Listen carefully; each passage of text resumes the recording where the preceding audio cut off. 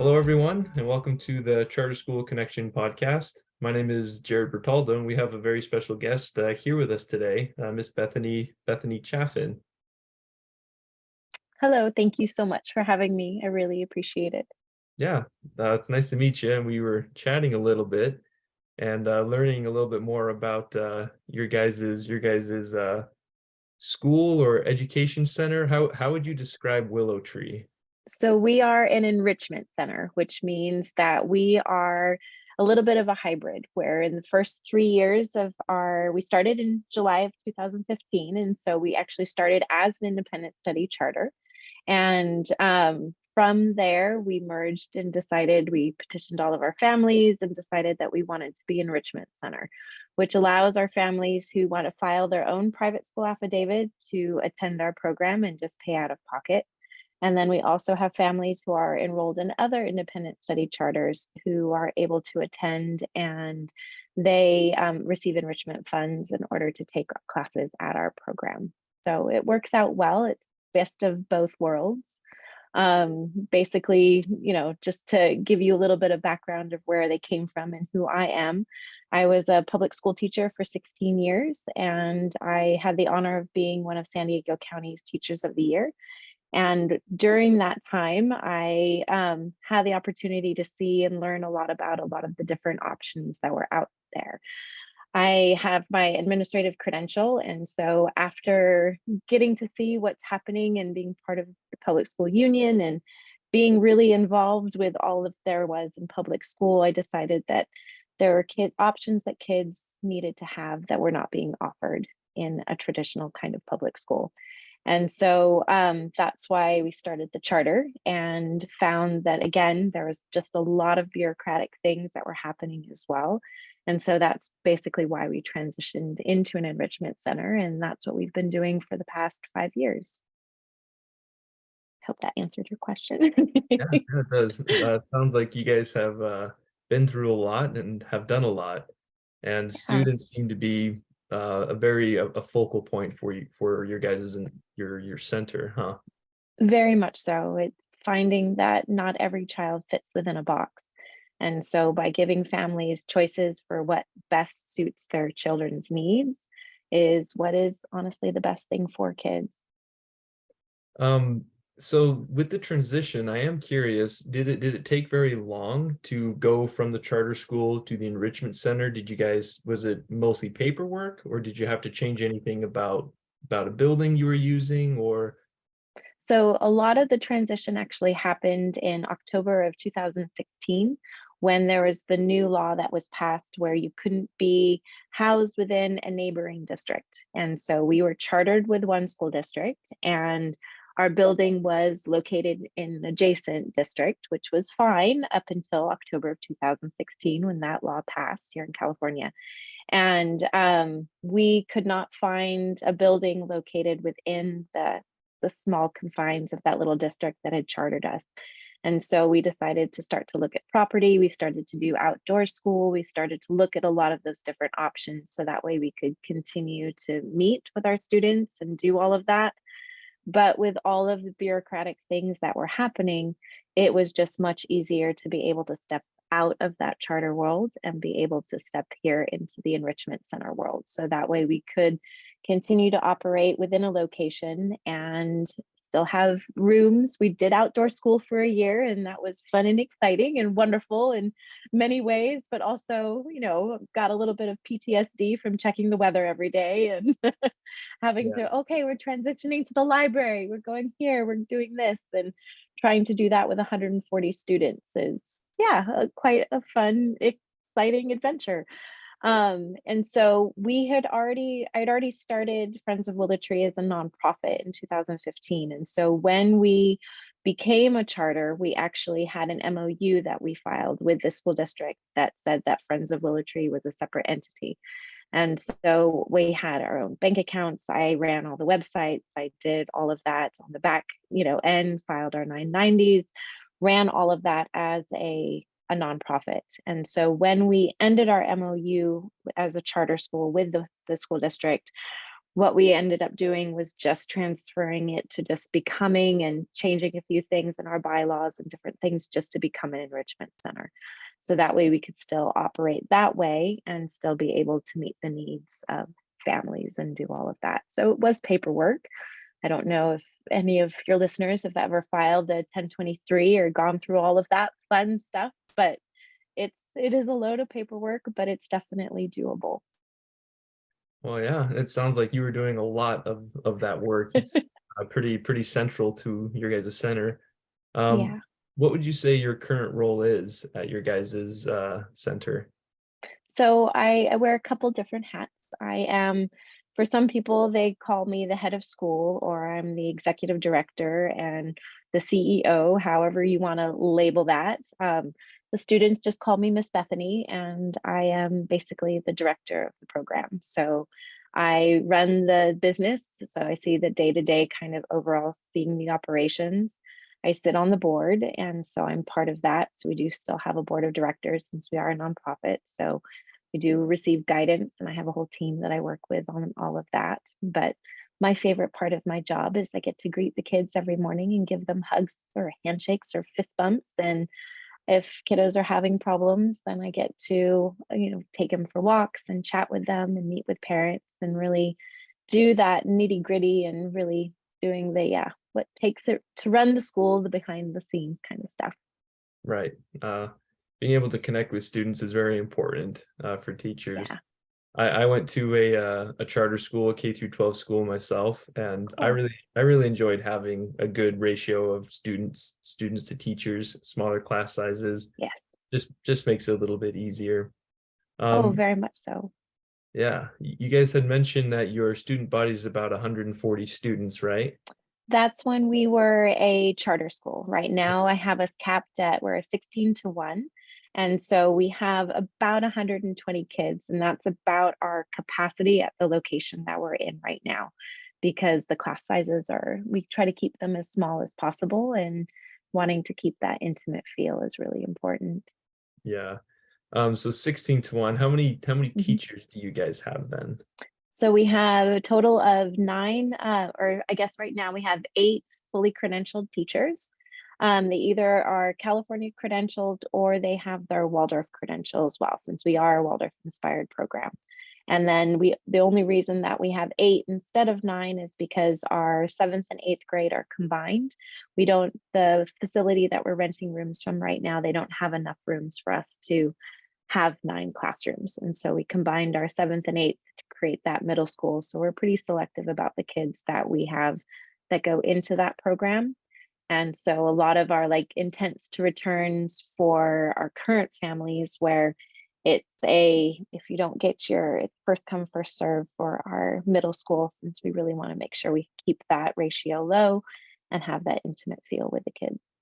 Okay. So eighth grade, is that the highest grade that you guys have? That is, yes. Yep. Gotcha. That way we have a buddy system where our kindergartners are buddies with our 8th graders. And so it's adorable because then it really helps the 8th graders, the 7th and 8th graders with their empathy and being able to be there for those little ones. But that is as high as this program will go under my overarching C, because high school is its own, oh yeah, its own Its bear. own Yeah. its own realm, I guess. Exactly. I always say somebody else can take that on, not me. Yeah, yeah, yeah. It's funny how breaking up like kids into age groups make it really does change like as soon as they get into teenage years and Yeah, moving up in different kinds of educational levels, I guess. very Um, much so. so have you guys tried to grow or have you guys grown your center ever since you transitioned? So what we're in the process of doing right now is we do have a benefactor who purchased 14 acres of land for us. And so we are going through the process of getting a major use permit. And I like to call it the major pain permit, because this whole process of having to get studies done on the land. So we have to have, it's called the CEQA, so the California Environmental Quality Act, where they have to look at the land, we've had chiefs from nearby reservations come and make sure that there aren't any artifacts on the land. We've done soil boring, traffic studies, water, rain, stormwater management. So looking at all of these studies to make sure we can build on the land. Once we have that permit, then we're planning on building a center. So we have the funding already in place for that. And then our goal is once we can build, we will reach a capacity of 216. So that way we will always stay small. That gives us, our goal is to always keep with this 16:1 ratio, but that gives us flexibility where if we needed to, we could go up to 24 students in a classroom, but never exceeding that 216 number. So that way I love the fact that I know every kid's name. I know all the families. I know all the parents. And so coming from public schools where there were like 800 kids and you'd be on recess duty and be like, you in the red shirts, like there's no other, you don't know everyone. There's not really possible to do that. So I love having it small and keeping it small. So that is our dream and that's our goal, is that in the next few years we'll be able to build and have our own home, our forever home. Yeah, forever home. I like that. Yeah. So having good communication and relationships with the kids and the parents, that seems like a very important part of your guys' program. Is that Very something, much so. yeah, is that something that all your other teachers and faculty share as well? Very much so. And that's part of, we operate a program that is only Monday through Thursday. So that way on Fridays, it gives our teachers the chance to, one, do the paperwork and planning that always is necessary for teachers. That, as a teacher, I used to always complain that I would never have enough time. Like my weekends were always filled with planning and reaching out to parents. But by having this day each week that's set aside solely for that purpose of communicating with parents, of meeting with parents and students if necessary, if creating a beautiful newsletter with a plan outlined for the whole next week. So that way the parents know what's happening within the classroom. So that is the standard that I hold to all of my students or all of my teachers. So that way they can best meet their students' needs. And then it's also opens me up to be able to have meetings that day with parents and current parents and prospective families, and being able to really make sure that I am accessible. So that way I'm not just, doing all the background work. It's more of just making sure that they know who I am and that I'm there to meet their needs and Yeah. listen to them. So transparency, communication, like frequent interactions. Yeah, Very much so. Yeah. those sound like really good ways to keep everything integrated.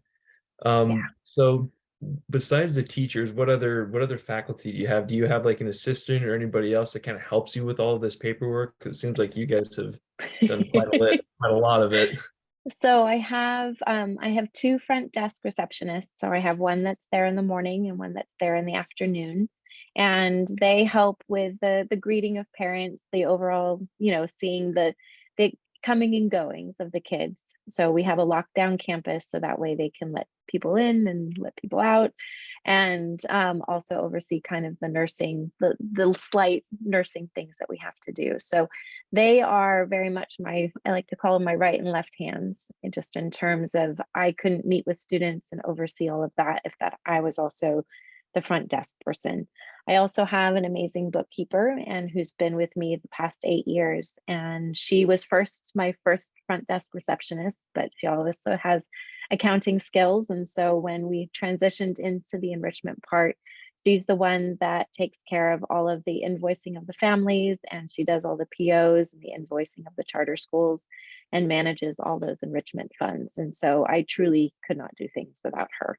She is incredible. Then I have a very supportive board, and so it's nice to be able to sit down and hash things out and look at calendars and just, be able to have people that I talk to. And then I have to say my staff is amazing. So I have my lead teachers, and then I also have assistants for each of the classes as well. So it's nice to be able to have all of those. And then in the afternoons, I bring in specialty teachers, which are ones that come in that just teach a specialty subject. So for example, like French and Spanish or band or ukulele or violin. So we have all of those that come in as supplemental instructors as well. I have a big team and I love it. Yeah, sounds like you have not only a big team, but a very capable team as well. Very much so. Yes. Well, that's great. Um, how have you, I guess, worked to retain like quality teachers and coworkers? Has that ever been an issue for you, or?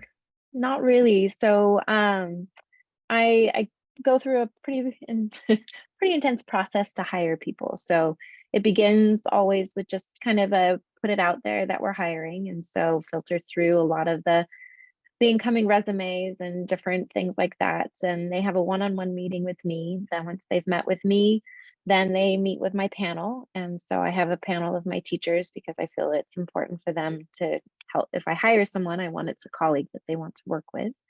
And then from there, then they do demonstration lessons to see how they are with kids. So just a little bit of a process there. And then in terms of retention, I feel a lot of it is just about communication. So I meet with my teachers, we do bi-weekly meetings. So I have about a 45-minute to an hour meeting with them every other week. So check in, how are their students progressing? How are their needs being met? We also check in sometimes, people have personal things that are happening as well. And so it's important for me to know about what's happening in their life. So that way I can best support them. And then with my new teachers, I meet with them every week. So that way I can make sure that they are on track for their planning. If they have questions, sometimes they just, yeah, they just need to, okay, I have this parent that I'm trying to figure out. Give me some suggestions.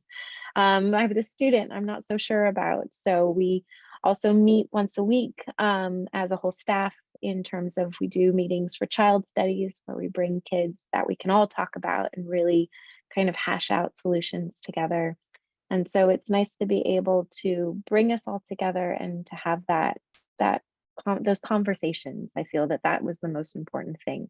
I know when I was a teacher, I felt like I never got a chance to ever talk to my principal. It was always like they would come in, they'd check in for like 2 or 3 minutes in the class, do a little wave and walk through.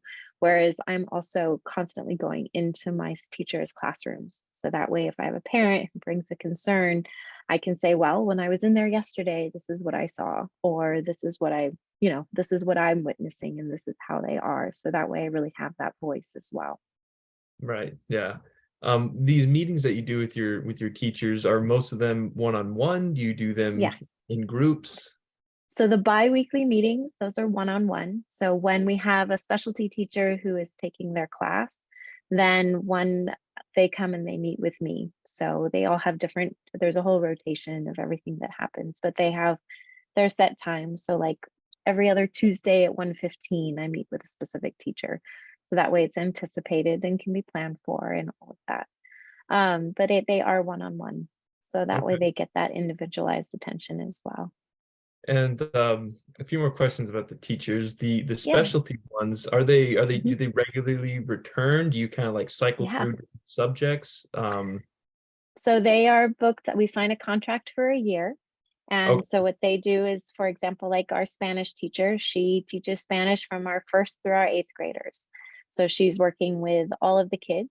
And so she has her set schedule and that way times. And that way our families too, who might not come for the core instruction in the morning, if they want to come just for like the Spanish and the music class on a day, then they're able to come just for those classes as well. And the specialty teachers, I put through the same kind of hiring process as well, where we do the interviews, the panels, and then they come and they teach a demonstration lesson. And then they are at will contracts. And so it's one of those where if I'm not seeing that it's working, then we have a discussion and we make adjustments or we go elsewhere. So, and then some of our specialty teachers have, with COVID, there were some switches and some changes that happened, but otherwise our staff has been pretty consistent for the past 8 years. So it's been great. Yeah, yeah, that's good. Yeah, unfortunately, COVID has, made things difficult for pretty much everybody. I don't think. It was a fun adventure. Yeah, it was a fun adventure, and it's kind of funny how such unexpected things can cause like unexpected hurdles and trials. Has there ever been a hard time that you guys have gone through, and like what was it that helped you get through it as a school? So I honestly, I will have to say the pandemic, partly because we are a Waldorf program and we have a media policy. And so in pre-COVID, we had always asked families to have their children stay off screens from Sunday night until Thursday afternoon. So no tablets, no computers, no phones, no nothing. Then when COVID happened, it was okay, well, I guess we kind of have to do class on Zoom now. And okay, so your kiddo is going to be in front of a screen now. And so it was a whole shift in, we had to take a deep breath and say, okay, well, for right now, this is what it is. And so we had a lot of education for parents just in terms of, being on a screen is not, there are negative impacts, but sometimes when it is our only option, this is the path that we have to go down. So we are now, since we're, coming out of all of that and no longer offering classes on Zoom and doing all of that, it's retraining some of our parents that have been with us for a long time to go, okay, so remember that whole thing about the media policy? Yeah, we're going back to that. Go back to that. So no more movies and shows for your kids at Well, I night. mean, Let's there's come home and beneficial, play. yeah, there's beneficial and productive screen time. People use Completely. screens for work, school, being Right. remote. Yes, I mean, we're exactly. having this meeting right now over Zoom. Yes. And Yep. then, yeah, there are sillier ways that we can waste our time with screens for sure. Yeah. And so So, it's a lot of parent education on that too. Like if you're video chatting with your grandparent who lives somewhere, that's fine. It's fine to be on that screen, but we don't want your 5-year-old on YouTube for like 6 hours a day. yeah, So yeah, there's exactly. And finding we now all that know what kind of that rabbit balance. hole the internet can be. Oh, yeah. Very much so. So I do want to touch on, you guys say that you work with charter schools in the area. I'd like to know a little bit more about how exactly do you interact with the other schools? Are they all local? Do you work with any that might be out of state or further, or? So not out of state. We have to work with ones that are within California. And ideally, because the way that independent study law works here in California is you have to have students within your county. So because of where our location is, we are kind of on the cusp of both San Diego County and Riverside County. And so we have students that are in both of those counties. So we have charters that are chartered within each of those counties. So we basically what we are is we are a vendor or community partner, as some charters call them, for about 8 or 9 different charter schools. And so what that means is that with an independent study charter, you receive enrichment funds, but you have a chance to be able to allocate those funds to spend at a vendor or with the vendor. So people can take horseback riding lessons or ballet or karate or whatever, buy art supplies, but because we are listed as a vendor, it gives families that opportunity to be able to allocate their funds to be able to come and attend classes with us. That's our main relationship with them. And having been part of the charter school world, I know a lot of the executive directors, and so it becomes a conversation too, as laws are always changing within the state for charter schools of, okay, what can we do to make your life simple? Okay, what do you need? So for example, right now there's a law that says that, or kind of an ed code where it says you can only spend enrichment funds for up to 12 hours at like an enrichment center. And so we support that and say, okay, our families who are using their enrichment funds, we need to be just aware of ed code and what that means and what that looks like. So that way we can work hand in hand with all of those charter schools. Right. Well, knowing the directors, I'm sure comes in It very does, handy. very So much so. when you guys are doing enrollment for your school, do you have like you operate off of a waiting list? Do you get referrals from other charter schools? Is that where you kind of see a lot of your attendance come from? So a lot of what we get is mainly word of mouth right now. So the way that it works is that March 1st, we begin open enrollment. So it actually typically starts in January where all of our current families, they have a chance to they let us know if they're intending to return. And so then that lets us know how many spaces there are within each of the classes for the upcoming year. Then March 1st, we start open enrollments. And so that's when we start taking applications and doing interviews to fill those spots. Usually, typically around the end of April, beginning of May is when we offer those spots to the families, and then families have, a certain number of days that they have in order for us to get their responses and if they want us to hold their spot. We don't have a waiting list. The way that it works is a waiting pool. So instead of working down like, okay, you're number 47 on a list, what we do is we look for relationships. So when we do the interviews, each of the interviews is about an hour long. That way we get a chance to know who the child is, who the parents are, a little bit more about who the family is. And then the teachers are doing the interviews so that way they can make sure that it would be a good match with the rest of the kids within the class. So we're looking for personality and, we don't want there to be too many of one, we just want to make sure that the classes are balanced and can meet all of the kids' needs. So that's why we say we have a waiting pool because somebody could have applied, back in October of last year and still are waiting for a spot where somebody just applies right now and they are a perfect match for what exactly they need to balance that spot. So we look for all of those components as well. Obviously being very aware of wanting to make sure that we have equity within the class and our demographics and making sure that all of that is balanced as well. For sure. I really like how you said you use your t-shirt, the teachers that actually do the interviews. Yeah. They're the ones that are going to understand the classroom the best and know Yeah. what's going to help the kids like get along, have a good environment and all of that. So that's a pretty smart way to go about it. And what are the advantages of having smaller classrooms? The teachers can Yeah. just be more involved with the students. So that's Very that's much so. great. So if you were to have any kind of tips or any advice for someone who wanted to start a charter school, what would you say to them? I would say that they should go and they should visit a number of different charter schools beforehand. So that way they can have an opportunity or like this, listening to different podcasts, listening to different ways that there are, because there are different types of charter schools. So you have your independent study charter schools as well as your dependent charter schools. And so making sure that if you're going to go down that charter school route, that you know the difference between the two, because a lot of it has to do with funding. It's also about developing relationships, as with all things in school. It is about relationships, where if you are interested in starting a charter within a specific district, then visit the schools within the district to go to the board meetings, have conversations, obviously, with the superintendent. Develop all of those relationships so you really know what you're getting into. And you want to make sure that you have all of the support that you need before you even drop that charter petition. So that way, is this a place that you really do want to work? And I mean, that school board is going to be decide your fate every 3 to 5 years. They're going to be the ones that decide, okay, I'm going to renew your charter. How are we looking at your test scores? How are we doing all of those little components? So making sure that, before you drop a charter petition, that you really know a district that you're dropping it to.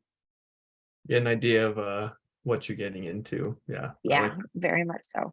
So with keeping all of that in mind, if you were to have gone back in time, is there anything that you would have done differently during your guys' transition? Would you have just started a charter school in the first place? Or I guess stayed as a charter school, or would you have Well, started as your enrichment center in the first I place? I learned a lot from being part of the charter school, and I learned a lot about the pros and cons.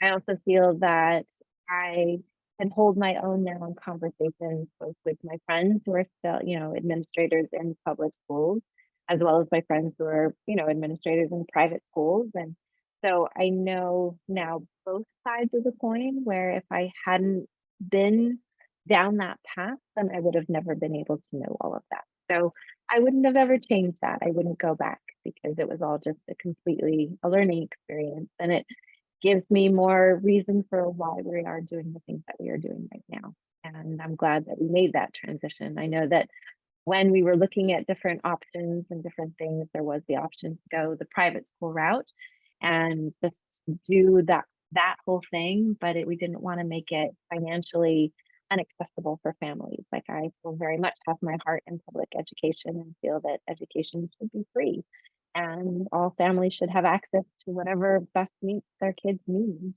And so that was the main reason for not wanting to go down the private school route and wanting to make sure that we kind of walk this middle line. Yeah. So that was one of the things that I was also wondering about too. You said you guys are partnered with charter schools, and I was curious, like, Mhm. why did you pick to stay working with charter schools and not work with private? But it sounds like you kind of like to favor like the accessibility, and you kind of like the idea behind charter schools in general. Is that correct? Very, very much so. Yeah, yeah. Yep. I Um, want I want parents to be able to have that choice. And, regardless of how much they make each month or, how many kids they have. And so I know that there were families, we live in San Diego, and so I know that there are families that send their kids to private school. And I see a lot of the sacrifices that their families have to make in order to, to keep that going. yeah. Well, I mean, it's of course important to have a variety of different kind of outlets for education, but I do agree with Right. you. Having accessible education is extremely important and very one of the biggest roles that charter schools helps to fill. And it sounds like you guys' enrichment center aids that a lot. We're Um, hoping. yeah, we're hoping. Last question, well, not last question, but one thing I was wondering, it kind of goes back to your guys' school. Do you guys like focus on arts? Do you focus on STEM? Is there any particular part of curriculum that you guys have an emphasis in? So the kind of methodology behind Waldorf education is that we educate the head, the heart, and hands. And so we try to meet the kids in every type of way that they're a learner. We do focus on the arts. So, for example, the children, instead of receiving a textbook, they create their own textbooks. So Wow. when they're being taught a lesson, then they put what they've learned into their own words. And when they're young, it's a fairy tale or something like that. But once they obviously get into like sixth grade, for example, our sixth graders are preparing to do physics. And so when they're learning about the different experiments and different things that they're doing, then they have to be able to put it into their own words. And so it also makes the writing process much more purposeful. So instead of just writing to write, they do still have to do their draft. They have to have it edited, and so their final copy is what goes into their own textbook. So it's amazing the amount of pride that the kids have in these books, and how it's incredible when they have them starting from first grade all the way through upgrade or eighth grade. They have this big, beautiful stack of these books and creations that they've made. And you can really use it as a formative assessment also as a teacher, because you can see the growth that they've made. And you're able to look at it and say, wow, these kids, this little one was really struggling in third grade with these, being able to create their sentences or structure, that sort of thing. And now look at them, they're in fifth or sixth grade, and look at the progress, that they've been able to make. So it's an amazing thing to be able to have them do that. And then, of course, they illustrate it. And then a lot of what we do is also hands-on and kinesthetic. So we do a lot outside. Our days for most of the students do begin outside, and so that way they're using a lot of movement. We do a lot of, in public school they call it brain breaks, but it's basically a lot of kinesthetic, where we follow kind of what they do over in Finland, where you have your lesson, which is you take a child's age and you double it. So, for example, like an 8-year-old, their attention span for a lesson should be about 16 to 20 minutes. And so, once that is there, then the kids take a break, whether it's juggling bean bags or practicing their math skills and moving around, skipping around the classroom, rolling around the classroom, going outside and doing, running or jumping or doing some kind of other activity. We really try to do a lot of balance with all of that. Yeah, balance is important. And I like how you guys have a strong emphasis on creation, right? Very Creating much so. a textbook is almost like they're making their own like roadmap of where they started, where they are, kind Yes. of, yeah. Yeah. And hands-on. Like our teachers are not saved on the stage. They really get the kids involved with each Mhm. other in group work and doing all that together. It's really, yeah, a Yeah, really good keep thing. keep keeping the students engaged as much as possible. Sounds like a very useful strategy, one that I'm sure you guys see a lot of results from. Yeah, Um, it's incredible. so you had mentioned in the beginning about how much work that it took with the transition, and one of your tips of advice was to kind of like know what you're getting into, go and visit other schools, be familiar with the district that you're getting in. And so I'd like to know, are there any changes like with government, any kind of state laws that you would like to see that could make it a little easier? Is there anything that you would change for that? So I'm a huge advocate of school choice. And so I know here within California, there's a bill that's trying to get families to be able to get their funds and be able to make their choices. And I am a huge advocate for that because one of the things that I saw from being so involved with public schools is the fact that there is no competition. So a lot of times there's no reason to game, there's no reason to do anything. Whereas if families were given a choice of what school they went to, wanted, could send their kiddos to, whether it was a private or a public or a charter, all of the different options, I think that overall that would help improve education because Yeah, then we could really send our kids where they needed to be. And then we could have specialty schools in a lot of different kinds of ways where, if a child really, excels in coding and wanting to do all of these things computer based, then they could have a school that they could do all of that.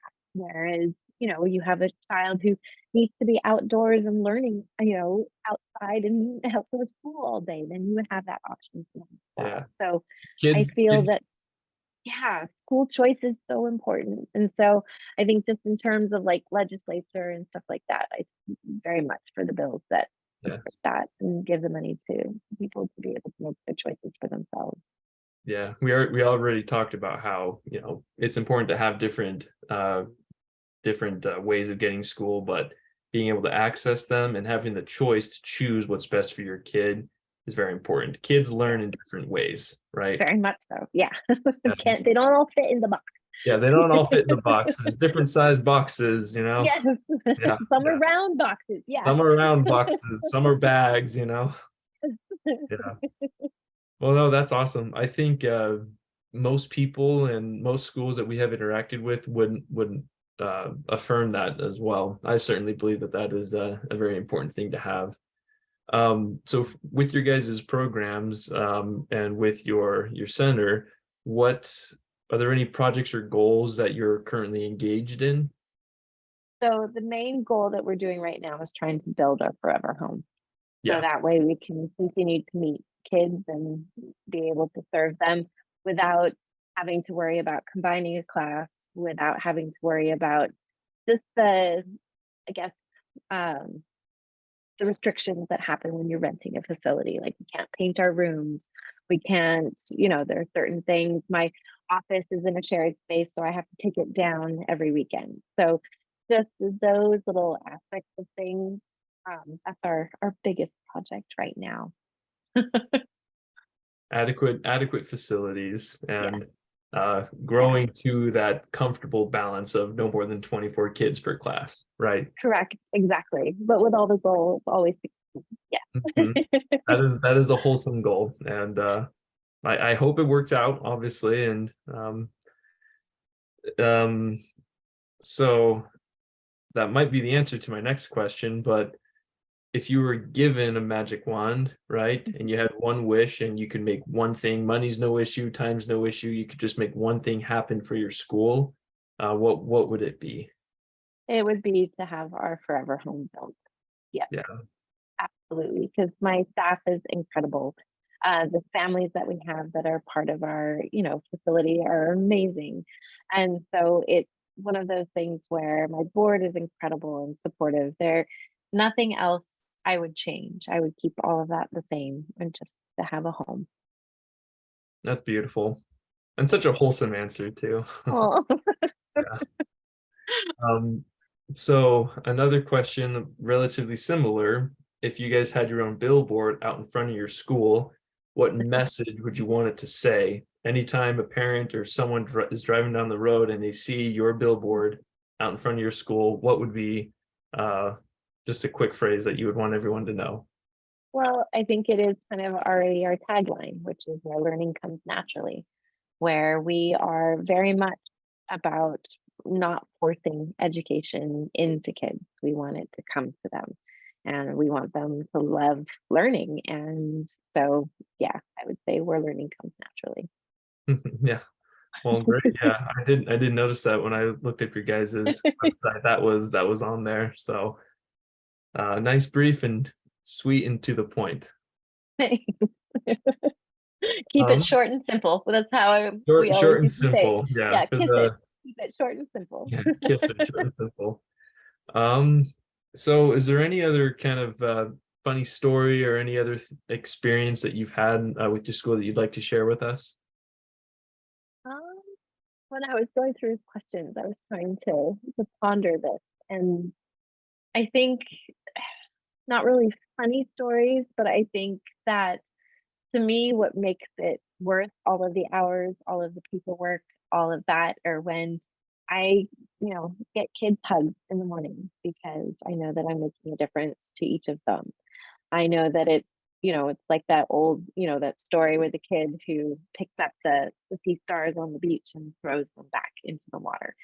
And that is very much the way that I look at things, in that it doesn't, yes, this is a lot of work, but it counted for this one and it counts for this one. And so I can make a difference and my staff can make a difference and we can make a difference in somebody in a kiddo's life and turn it towards a path that's for the better, then everything was worth it. So I don't know, that's not really a funny story or a book, but that is, Experience, a thought, just any yeah. of that. I really like that. Yeah, a good image to have. All right. I have a necklace that I wear. One of my teacher friends gave it to me when I started all of this, and we had dinner, and she said, "Why are you doing that?" And it's like, because it matters to each one. And so the next day, she brought that little story to me with the necklace. And so, Great. Well, it really has been a pleasure talking with you and getting to know a little bit more about what makes your guys' enrichment center so fulfilling and beneficial to the kids. You clearly have put a lot of time and passion into it, and it shows. It really does. that means a lot. Appreciate that a lot. All right. Well, It's been fun. yeah, it's been a pleasure talking with you. And Same, Jared. Thank you for your time.